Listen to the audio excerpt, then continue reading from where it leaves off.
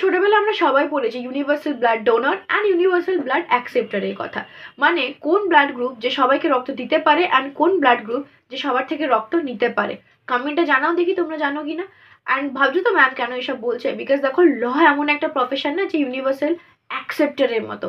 তুমি যে কোনো সাবজেক্টেই পড়াশোনা করে থাকো না কেন এর আগে, সেটা ক্লাস 12-এ তোমার যাই স্ট্রিম থাকুক বা তোমার গ্র্যাজুয়েশনে যাই স্ট্রিম থাকুক না কেন, তুমি ল পড়তে পারো।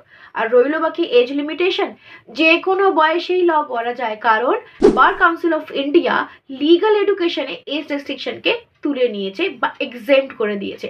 তাই এখন কিন্তু লিগাল এডুকেশনে কারোর আর কোনো বাধা নেই।